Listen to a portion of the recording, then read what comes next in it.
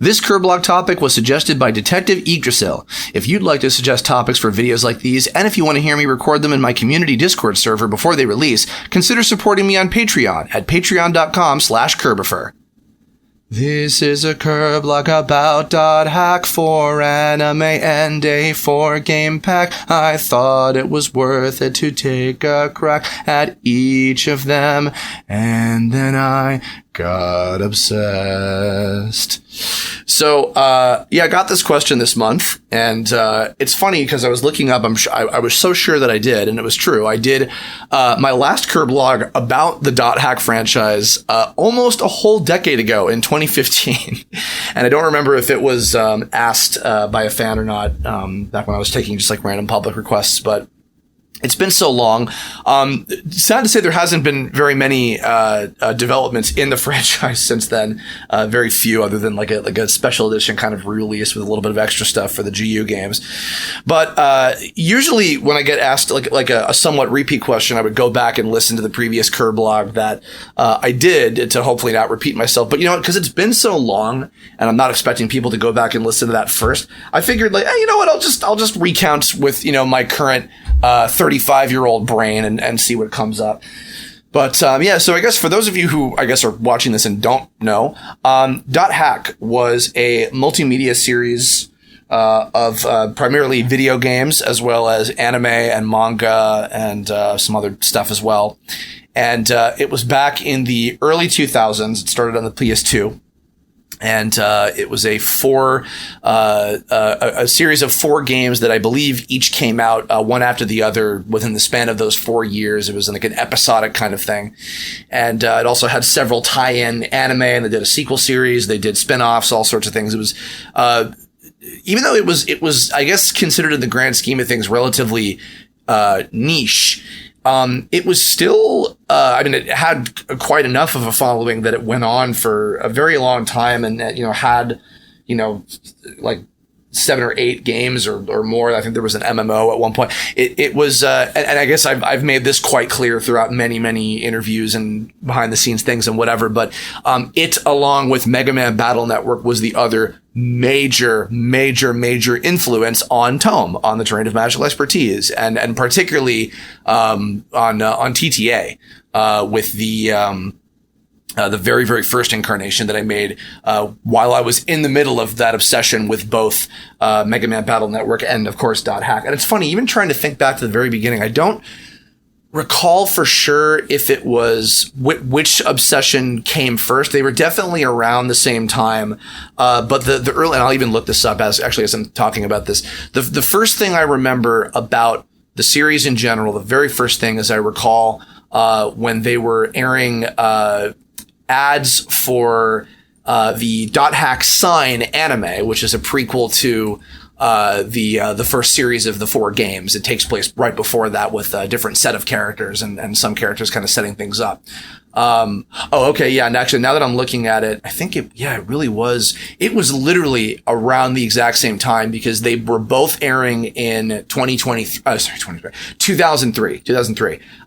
Mega Man started in May of that year, and then .hack was a little bit before that in February. So I guess technically it would have been right before the Mega Man obsession, but I definitely remember I'd heard about Battle Network prior to that because I'd seen stuff about it in like Nintendo Power Magazine, but I didn't get into Battle Network until 2003, later that year. So that would have been kind of around that time. Yeah, that both of those would have hit. And prior to this also, I was big into reboots. Which was the very first, those of you who don't know what that is, that was the very first CG animated series ever made. It was made by Rainmaker, who now, or previously known as Mainframe, which was the animation studio that now people, for better or worse, know better for Sausage Party. But these 2 English guys that did the Money for Nothing Dire Straits music video did that. But they created that series, and so that was kind of my first foray into like the computer, like internet, cyber world type of thing. That kind of opened my brain. That I had not seen Tron yet. I don't think I'd seen Tron yet, and then I definitely had seen it before Kingdom Hearts 2. But that was the other kind of major, computer world thing that was in popular culture. There were other things like that popping up, but in particular, .hack is the series that I basically ganked the concept of a bunch of characters playing a massively multiplayer online RPG. That was specifically that concept is. I took it from .hack in terms of designing and creating the story of Tome and making the cyber world and the sort of like game world of Tome, based on The World, which is the name of the internet world, the kind of game world of .hack in particular. It's called The World. So, I recall seeing the commercials for .hack Sign, the prequel anime, which was airing. I guess that would have been probably around the same time as when the first game was released, or maybe just before it.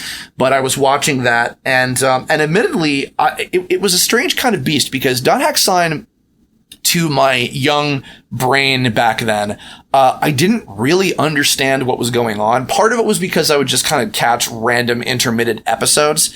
And so I wasn't really like able to keep up with the story the way that I was with other shows kind of around that same time. But I was intrigued enough by just the concept of it. And it was also one of the first like very chill, very low key, very calm kind of anime that I had ever seen. Even actually in the dub, which I think a few of those actors in Sign, I'm trying to remember. Some of them I've met before, I think by this time, if I'm remembering correctly. It's been a little bit, but I was just intrigued by it. I didn't understand it, and I'm not even sure if I was necessarily even like enjoying it that much, other than maybe just the novelty of like, it was an anime and it was the early 2000s and I was a teenager, so therefore like I would just enjoy, oh, it's an anime, so therefore I will be watching it, because that's the way my brain works right now.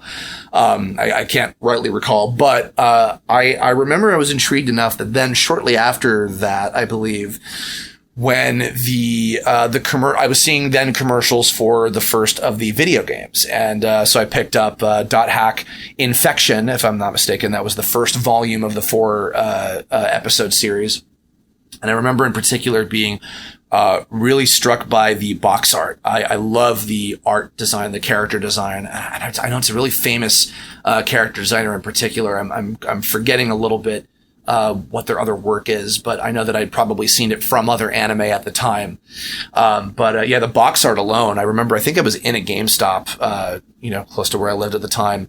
And I remember just seeing it on the wall. And that this was early on in me, having a PS2, because I got a PS2 specifically for, Dragon Ball Z, Budokai 1, and as well as, Kingdom Hearts 1.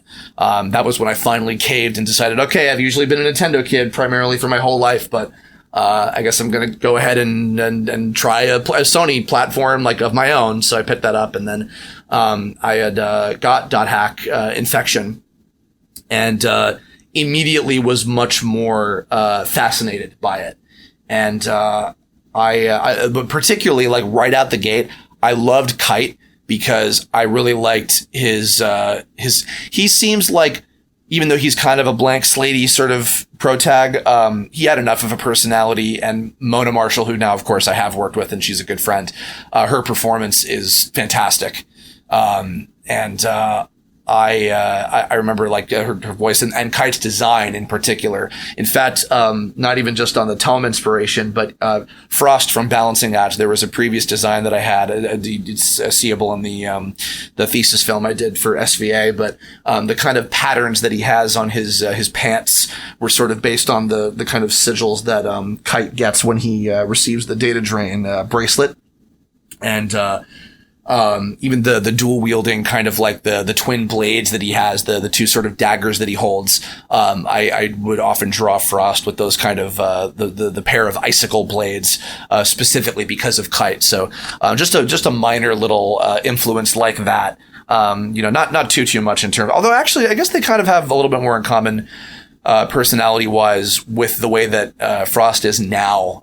'Cause Kite is pretty low key and chill and Frost is a little bit more chill compared to the way he used to be now. So I guess there's some kind of influence in there, and it was great. And that was actually the reason why, I've talked about this many times, but I wanted to have Mona specifically in the Tome series that I did, many years later, about a decade after I got into .hack. By the time that I got to know Mona a little bit in 2014, I reached out to her because specifically I wanted the voice of Kite to be in my .hack inspired, cartoon that I was doing. And, So she was wonderful, and I was very happy that I got to work with her and have her have a little cameo in there. And then, of course, in the RPG, she went on to voice Webmaster. But I digress. So the games themselves, it was bizarre because they were not quite like anything I'd played before. I was not an MMO kid. I had not played World of Warcraft. I had not played RuneScape or Sky Online? No, the Sky Online wasn't an MMO, was it? I don't think so. But none of those early ones in the late 90s and early 2000s, any of that stuff. I never indulged in that stuff before. I was like, getting on the internet a fair bit by that time. But, really the only PC games that I played were like, CD-ROM games and stuff because I was mostly a console kid. So therefore I didn't have the experience of really knowing what a proper MMO was like. So just the layout of the .hack game was, really fascinating to me. I'm sure that probably, I don't know. I wonder if like people that grew up playing real MMOs, because they call .hack a simulated MMO. I do wonder if like, the people that actually grew up playing stuff like the early WoW and RuneScapes and stuff like that, look at .hack as kind of a joke, in terms of like how it could, cause you're playing with, pretend CPU characters. You're not really playing with other human beings, which is part of the whole experience of that. I don't know. So I don't know how accurate it really was to the experience necessarily. But right away I loved, I was entranced by the hub worlds, the different little server areas that you were going to. I thought it was really cool that, the kind of start menu, was your desktop, like your kind of interactive, like computer desktop, and you're responding to, emails with different people, having the kind of, strengthening your relationships with the different, party member characters by having different, conversations with them. I remember in particular, the character Wiseman, which was one of Steve Bloom's like 3 or 4 characters that he played in .hack or something. I remember really liking. It was funny that I found out, oh, he's a Digimon fan. I'm like, oh, of course, it's Bandai Namco. That makes sense that they would, be able to acknowledge both things, I guess. So, because my RPG experience was pretty limited in terms of, I was doing a lot of like, the Nintendo kind of more kid-based ones like Pokemon and Mario RPG. I hadn't played any RPGs in general that specifically had like bonding experiences with the other party members. And so even though they were, they were probably kind of relatively basic or whatever, some of the things that you could build with people. I thought it was a really interesting mechanic, and I love that they fleshed out that kind of thing. It's funny too. I feel like that was probably another one of those things where it made me fall into the trap of having like too many characters to balance attention between, because as each game continues and you grow and grow with, more additional party members and how exciting that is, but then it starts to eventually kind of take away attention from the other characters. And then some of the other ones kind of get pushed to the wayside. It seemed like the primary ones were, like the really like plot relevant, main kind of guys, obviously, Kite and Black Rose and Balmung, who later, I think he joined by the 3rd game, if I'm not mistaken. Helba, who like very, very late game joins you. Mistral seemed like she was pretty important for a little bit. A couple of the other ones, I think, but it was a lot of the other ones were kind of allocated to just like kind of one-off roles like that. But yeah, and then when I finished the first game, other kind of particular memories that I have of some of that stuff was, as the story was unfolding, and it was my first experience with, of course, the now very, very, overblown trope and, 1,000 isekais and, sword art and all these things of if you die in the game, you die for real, that whole kind of thing. At the time, it was very new and very exciting. Especially to anime, I would say. And again, I'm sure there were shows that were before that did that trope as well. And other, non-anime things that did that sort of thing. But I just was so, taken aback by that. I thought it was very cool. And I liked, Scaife, who is the first kind of major, boss, and he's the final boss of the first game. I thought he was a really, really striking design. And then to later, learn when I got more in depth with, the .hack Sign anime, which it was so ironic, despite the fact that it was a prequel to the original games. Once I played the first couple dot hack games. Then suddenly when I started watching dot hack sign, then I was able to actually understand what the hell was going on, because previously I was like, I don't know what's happening or what the real mystery is. There's this cat thing and there's the main kid who we don't know what their gender is necessarily, and we know which I thought, actually, it's funny. I was kind of like rolling. This goes to show like how far I've come as a person too. I was like kind of rolling my eyes at that at first, and then I realized now, oh no, actually that was extremely progressive, and especially for 2003, and the fact that they aired that as it was on Cartoon Network as well. Like, that's actually kind of incredible. That the twist being that Tsukasa, the main character of Sign, turns out is revealed later to be a girl. And forms this relationship with Subaru. And the kind of end of the story, the happy ending, is the two of them basically getting together, and it's really sweet and adorable. And so my perspective changed about that pretty quickly when I realized, no, actually that's, very shortly after my, it's not, the same typical stereotypical main guy and main girl get together like in every single thing. I was like, oh no, actually it's different and unique and interesting, and it's more realistic. So that was also something really important that I kind of took away as a life lesson from that show too, and especially once I did fully understand what the plot was, and then I enjoyed it a lot more. And there's some really cool episodes in there. And then I went out of my way to buy, there was a special, an OVA special episode that I got that was on DVD about kind of Mimiru, who is the sort of the Sign equivalent of Black Rose. She what's it called? There's an episode about like kind of the origin of her. And of course, those of you who don't know this either, each of the 4 volumes of the dot hack video games, they each also came with a bonus DVD that had a special an OVA, a mini little 4-episode OVA series that was another side story about another set of characters that, because basically I didn't even explain this too. The whole deal with the original quartet of games, with dot hack sign setting it up, and then the games happening, and then also the 4-episode OVA, which was dot hack liminality, were happening kind of incongruent with each other. There was this conspiracy happening where there were people were falling into comas. They were slipping into comas after playing the world. And this intrigue about if it was allegedly because of something that was happening in the game that was causing like their souls to be taken out, which turned out to be the case because that was the deal of what happened with Tsukasa from Sign. And then eventually her soul is returned to her body, by the end of that series, and etc. And then Orca, who's one of the best friend characters of Kite, ends up falling to that same problem, and then he kind of goes on this mission to try to help save his friend, and then they start uncovering this mystery, and then he gets the bracelet, which of course the data drain bracelet was the thing that I basically. That I guess kind of maybe combined a little bit with the dark chips of Mega Man Battle Network. That became the basis of the forbidden power, the virus in Tome, of course, and corrupting, Alpha and whatever other characters, and, combined with a little bit of the Demon Inuyasha stuff, because I was also watching that at the time, of course. So, but, and then throughout the game, you are gathering party members and kind of continue to try to unravel this mystery and fighting against these bosses like Skaith that I mentioned before that are, I think they're called the Epithet. They're like these characters that are part of a poem that was written by the creator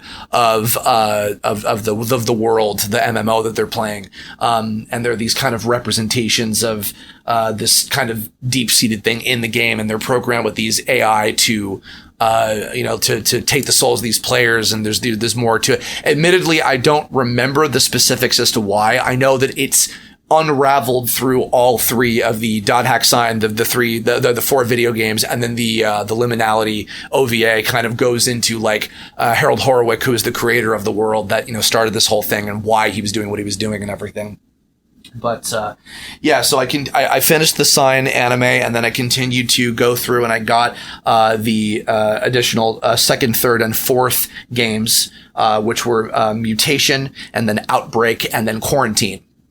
And the cool thing about that as well, that was really interesting, was that when you would finish volume 1, so you could play them individually. If you wanted to start with like game 3, you could. Not that it's recommended, but you were able to. But if you say beat volume 1, then it would give you like a flag on your save data that then when you would eventually start playing the second game, it would read the flag of that data off of your memory card, and it would carry over all of your equipment and your items. And I think probably, I'm assuming your like, character relationships with, the email exchanges that you've had with your party members, which of course, changes some of the statistical stuff and things like that.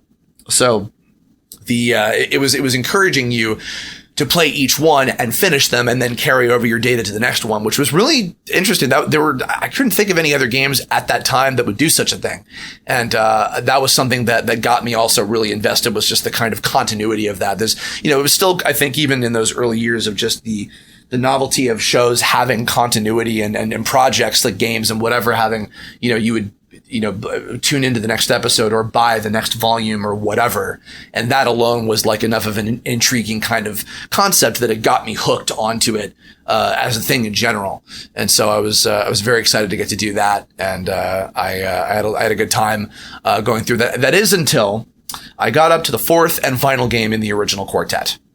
So one of the original, very cool mechanics about the game, about those series of games as well, is, so Kite's equivalent of the Forbidden Power, the data drain bracelet.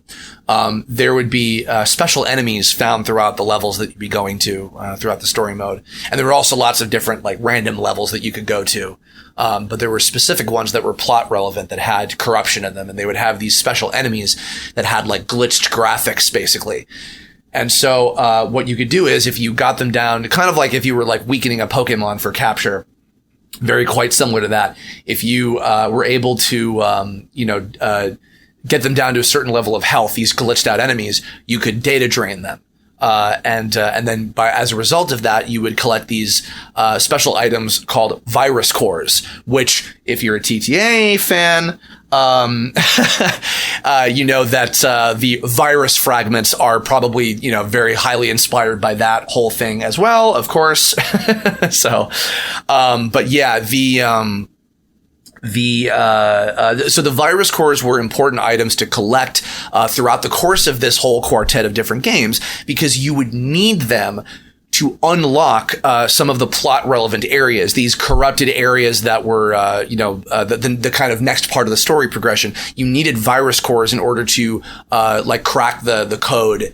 In order to open them and then progress the story. So this meant often you would need to be, but every time you use the data drain ability, it would corrupt you further. It would give you it would up your corruption meter. And if you would corrupt it, all the way up to the top, then you would be in danger and you'd get a game over. And so, of course, because me being scared out of my fucking wit, I wouldn't use it that often unless it was absolutely necessary to get the bare minimum of what I needed in terms of the virus cores. And I don't recall what you had to do to like reset the corruption meter or something. There might have been something you could do, or maybe it just restored over time. I don't remember, but I was too afraid. I was way too afraid to use it on a constant basis because I was too much of a good boy. So, now that's all well and good, but here was the problem. By the time that I got to the 4th and final game in the series, there was a problem I ran into where I did not have the appropriate virus cores to get to the next level to progress the story. There were different letters of virus codes from A to Z. And in the early games, you would get, like the early letters. And by the, game 3, you were getting ones towards the end of the alphabet. And the problem was I had not collected enough of like the A, B, C, D, E, F virus cores from game 1 to hold over until game 4. So, I would get up to this part of the game where I had to progress and use these cores to unlock the stage. And then I'm like, oh shit, I don't have the right ones. I have to go back to earlier levels and fight these enemies that have the lower, A through F virus cores and collect those to progress. The problem was I was so over leveled that I was one-shotting all of the enemies, the glitched out enemies, and therefore couldn't get the items from them because I would kill them. And I'm sure there was some kind of solution. Maybe I had new party members that were lower level that could have helped to do that. Or, maybe I could have changed my equipment or something, but I didn't really think about what to do specifically. And the other unfortunate reality was I was realizing by the time I got to the fourth game, I wasn't actually having that much fun playing the game anymore. I was realizing that it was coming down to a lot of running around, going up to enemies and tapping X over and over, pausing to sift through menus and cast the same spells with very little animation. And once in a while, I would fight a really cool boss like Kubia, which was probably another influence on the likes of, Kadget the Shadow Beast or the Dragon Bug and that kind of thing. But in between that, it was just like a lot of the same stuff. And I think I was even kind of losing track of like what was going on in the story. There were still moments that were happening, one highlight of I think it was the second or third game. You go to like this glitch city where there's all these like crazy looking NPCs that are these very bizarre kind of like jumbled graphic kind of characters or whatever. And, and fighting more of the bosses, which, the epithet bosses had these stranger and stranger designs. There was a big twist with, one of the characters that very highly influenced, Tiger Lily, particularly the RPG version of her more than anything else, was a character named Mia, who is also called Maha, this mysterious cat character that, Sukasa and Elk, who's another spellcaster kid, meet throughout the course of Dot Hack Sign and then the Dot Hack quartet of games. And I think I forget if it's the third or fourth game, but Mia suddenly becomes self-aware that she is an NPC, that she's not a real human being, and that she only exist in the world. And when they were revealing that twist, they were kind of showing that moment of her breaking down, and she's becoming like sick and drunk and weird, like as the game is getting corrupted more and more. And then she freaks out and she turns into one of the bosses, this creepy looking like temptress succubus cat thing with this like kind of like lotus like tentacle like lower half of her body, like very, very creepy and surreal looking. So a lot of the bosses were like these abstract, like scary looking kind of beings that you would fight against. And I don't recall, I know I at least got far enough to fight against Maha, and it was either the third or fourth game, but I don't remember quite in what was happening in the story that I got cut off on, and then I stopped. But I do remember also, cause I still wanted to know what was going on. So I watched the fourth, and final episode of the Dot Hack Liminality OVA that came with the Quarantine game, which was the fourth in the series. And I didn't realize until later that something that was happening in that was helping the main characters from the game fight against the final boss, which was the last of the epithet creatures. Not epithet, the epitaph. Epitaph, that's what they were called. I was confusing that. Have epithet erased on the mind. But yeah, so that was happening at that point. And but thankfully, kind of around that time later on,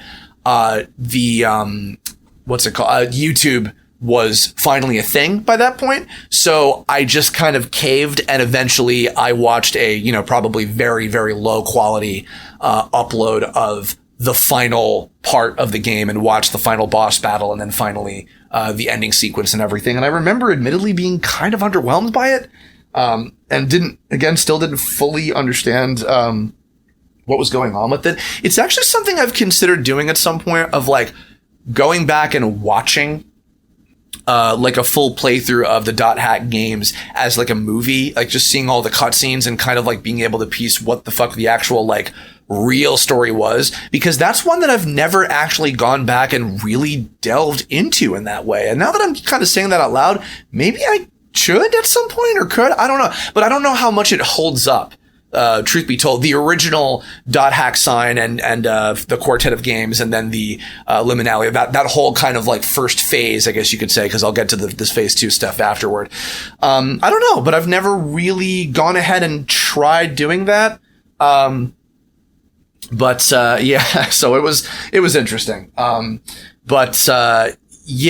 went ahead and I looked up the ending, and then also I think it was on I forget what DVD it was on, but there were two little bonus things. There was a special OVA episode of Dot Hack Sign that took place after the end of the games that featured Kite and all the characters from the games meeting the Dot Hack Sign characters who had also been appearing briefly throughout the course of the 4 video games. Sometimes they would be in like visions, like kind of like these weird sort of echoes of moments from the show that were happening kind of in tandem with that. And then also they eventually some of them became party members that you could unlock at the end of the game, including I think Sora, who's the player killer, that eventually goes on to become Haseo, which that kind of blew my mind.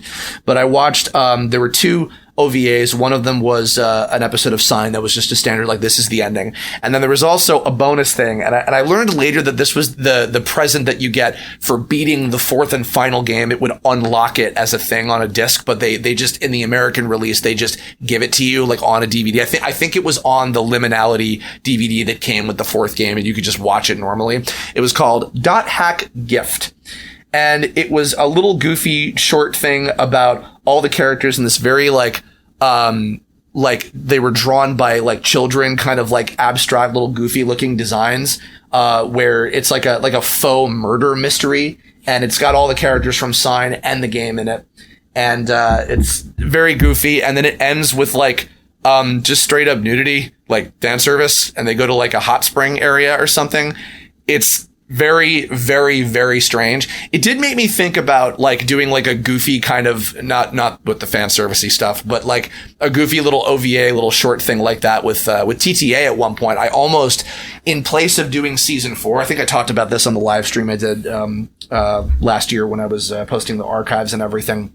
I was going to do like a little sort of, I was going to surmise season 4 of TTA as a Dot Hack Gift style, little goofy, animated thing. But I was like, I don't know if people will actually like this that much. So you know what? Never mind. I didn't end up going through that. But that was, and then that was kind of the end of my experience with, as I jokingly call phase 1 of Dot Hack, was just that, more or less. So yeah. And then came GU. Wait, how could I forget? I'm sorry. No, not yet. Oh, Lord. Next came Dot Hack Legend of the Twilight Bracelet, which was a sort of spin-off sequel that had both a manga adaptation and an anime adaptation, both very different for different reasons. It was a sequel, technically, because it took place shortly after the end of the that whole kind of phase 1 collection of stuff and everything. And it was about these 2 characters named Shugo and Reina. Shugo was voiced by a very, very young Bryce Papenbrook, who I've also worked with on Tome because of his work on this character, and Shogun from TTA and all the rest, all the other Tome incarnations, was named sort of after Shugo and designed to have like the kind of kite hair, the kind of green hair at the time. But yeah. So this was my first taste of certain anime, shall we say, that likes to have incestuous relationships with characters, because Shugo and Reina, the 2 leads, were brother and sister that their parents divorced, and they were reconnecting over playing this game together with each other, and that's great and all. And then as the show was continuing, like I remember there was one scene in an episode where like they get rained on, and so like rain. And by the way, the 2 characters look, they get like these kind of chibi like special versions of these character models based off of Kite and Black Rose, who were like the 2 saviors of the world in the game. Like, so it was kind of made, I guess, somewhat public that Kite and Black Rose were, people that kind of saved the day and solved this mystery and everything. So they get given, which actually, I think that might have even been part of the idea behind Nylok, having his character frame be a gift from NetKing Software as part of that, that contest, which leads to the whole, the Dragon Bug thing and everything. But yeah, there was an episode where like they get rained on, and Reina is like soaking wet, and Shugo is just looking at her, and he's like, yeah, water is nice. Like, it's like, oh, my sister is wet. And I'm like, oh my God, what are you doing? Like, and like their affection for one another. Like, I mean, even the ending, like, comes with them, like, saving each other, and it's very romantic looking, and I'm like, this is weird, and I don't like this at all.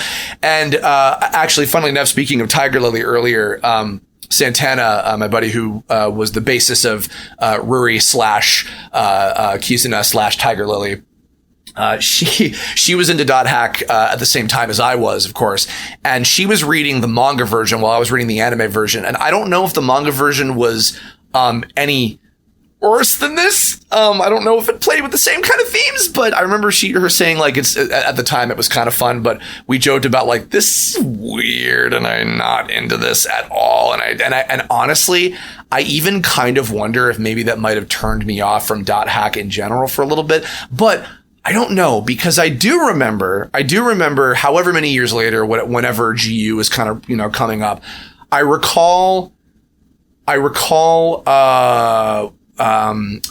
when the first trailer for Dot Hack GU dropped. And I think back then, yeah, YouTube was definitely, I was still watching quite a lot of YouTube stuff. And then, Game Trailers was still pretty active, of course. And I was watching new, trailers, back then at the time. And I saw like the initial trailer with like, the Azure Kite character, this like corrupted evil, like zombified version of Kite. And then Haseo, this cool new character that was very Scathe coded, which of course was part of the whole story with him. I remember seeing the trailer for the first one and I was like, oh, this looks fucking awesome. Oh my God. So I remember being really intrigued by it. And then whenever it finally came out over here, I just kind of never got around to it. And I think if I'm also remembering correctly, that might have also been around the time when I was starting to like get out of playing video games on as constant of a basis as I used to. I think that kind of around that, if I'm remembering correctly, that was maybe like mid 2000s to late 2000s. And by that point, I was becoming very enraptured and more excited by the prospect of creating and drawing and working on stuff. Like that was kind of the early, kind of the heyday of doing my Newgrounds parodies and all that kind of stuff. And doing TTA before that as well. And I do remember, and maybe I talked about this on the TTA, like season 4 live stream thing. I think that at one point I had conceptualized the idea of doing a GU equivalent for TTA had I actually finished season 4 as I intended to. And I wanted to have, I think some characters that were based on the viruses, because the party members and all the dudes in GU were based on the bosses from the phase 1 stuff. I'm just referring to it as phase 1.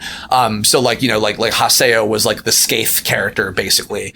And Korbanek and Maha and all these kind of characters and everything. That's what they were all more or less based on. And there were a handful of characters that were from the original series of games and anime and everything. It turned out that Tsukasa from Sign sort of grows up and becomes this very like effeminate kind of like dude with this like little cat on his shoulder. And I didn't realize, oh, this is Tsukasa grown up and maybe just a touch fucked up in the head, possibly, from what I was told. So, and then of course there were a bunch of new characters as well. And I also remember, this might have been another thing that might have turned me off just because of the lack of consistency. Not that I don't love these actors, but I had found out that the Dot Hack Roots anime, which was the prequel to the GU series, and I understand that it ends with Haseo getting attacked by Azure Kite and getting his new armor and becoming like the ultra player killer or whatever. And it connects into the beginning of the GU game, the first of the 3 that they did of that. But I remember it was like, oh wait, why did they do this at a different studio? Like the cast was different from the video games. They did the video games here in LA, and then the anime was done up in Vancouver with the Ocean Group guys, who I love. No offense to them whatsoever. And I actually found out that Andrew Francis, who is the voice of Haseo and also the voice of Mega Man EXE, which is why I had him voice the Forbidden Power virus voice in the final episode of the 2011 tome. Apparently that was like one of his favorite series that he ever worked on was the Dot Hack Roots show. The thing is, I want to say I've heard that the GU, that phase 2 kind of era of stuff is good, but I think that everyone I knew that was still watching anime stuff and playing this kind of games, they no one I knew was really into it anymore. I think the only person I can remember that was still a big fan of it was, actually, funnily enough, speaking of Kizuna, and that, that all the versions of that character, Marin Miller. I remember we would like joke about some of the characters from GU because I knew who the characters were and everything. And we used to joke about like Pi and like she was like ultra sexualized and some of this stuff. And, I knew some of the plot points and just little tiny things. And I was meeting some of the actors that were in it, Aaron Fitzgerald and some of these kind of guys that were doing, the later game and everything. And, Ovan, I knew that, I think his name is Ovan, who was like the mentor character to Haseo. And then he turns out to be the twist villain because there was this thing about, the Tri-Edge. And they thought that, Azure Kite was supposed to be that and everything. There was all this stuff. So maybe at some point I entertained the idea of like getting back into it and trying those, but I never really did. I never really went ahead and gave it a shot. So I don't know. That's another thing too, is like, I wonder if I were to ever like give Dot Hack another stab again, if I would either want to go back and, like I was saying earlier, like re-experience the phase 1 stuff, the watching cutscenes of the 4 games and the, what's it called? The dot hack sign and dot hack liminality, or if I want to just forego that and just try something new and just watch like the GU stuff or something. I would stream it, but I don't know how interested people would be in actually seeing that kind of thing, to be honest. So maybe I wouldn't necessarily do that, but, I don't know. I don't know. There's very few, it's funny for the Detective Yggdrasil who asked this question, like, I don't even really know anybody who, like, it never comes up, like, people in my life that were big Dot Hack fans to talk about it with. I'm sure that probably if I just brought it up to somebody, like other actors, that I know, other friends of mine that, grew up with it, maybe watched it at the time, I bet I'd probably find like 1 or 2 people that were into Dot Hack at the time, but it's just so like out of the cultural zeitgeist because, for better or worse, stuff like Sword Art and also not even just Sword Art, but like, there's been so many anime that have done I don't know if Dot Hack would be considered an isekai necessarily, because you're not really being sent to another world. It's them just playing a game. But there's been so many like full on actual isekai shows that, have gotten to be just, okay, a character gets sent to a video game world and they do video game things, that now the genre has been kind of overblown. And a lot of people that I know that watch a lot of that stuff or just are even aware of it, they're kind of tired of the trope of like, and also like, I've never seen Sword Art, which is now, that was the show that really popularized the MMO, isekai type situation, that story trope in anime. I've never seen the show, which is so funny because people still think that I was ripping it off to do Tome. I did see Summer Wars, of course, and also more recently Bell, which both kind of played with that same sort of idea in different, unique kind of ways. But yeah, I don't know. It just doesn't come up. But I'm curious. And I guess as I'm kind of wrapping this up, in the comments, if you've been a Dot Hack fan and if you have any particular kind of fond memories of that and everything, I'd be curious to see. I'd be curious to know, like, if you have stories or memories, if you followed it later on, like past the point that I kind of cut off, do you think that it's worth, I don't know if I'd have the time to play through the games again, but do you think it's worth to go back and at least like watch the cutscenes and experience the stuff as like a movie and just kind of like, reabsorb the story now that it's like, 15, almost 20 years later? Like re-experience and maybe be able to better understand it and better appreciate it. Is it worth appreciating like deeper than it might have been, back when it was around at the age that I might have been? I don't know. And I've heard that the GU special edition thing is pretty cool as well. I'm assuming it's all 3 games compiled into one thing with some extra stuff or whatever, which is cool. But yeah, I know I'm curious to know. I'd love to kind of get people's thoughts about if that's still something that's, because like Mega Man Battle Network remained in, people's minds a lot more because of course it's Mega Man. It's always like a big brand, but Dot Hack, I don't know. What is Dot Hack's presence out there to all of you guys, my audience? Let me know. I would love to know. I know there's been other games. There's Link and I think there was an actual MMO, like a Dot Hack Online at some point, but yeah, let me know. So that's going to wrap this one up. Thanks for tuning in. And as per the usual, check out my Patreon if you would like to, in the future, recommend Kirblog topics just like these and support my original animation work and all that. But thanks again to Detective E. Drazel and all the folks that tuned in right here in our Discord server to join us and hang out. And I'll see you all on the next topic in August. I would love for summer to be over already so I can stop dying of heat stroke. All right, y'all. I'll see you later, and have a great one. Bye-bye.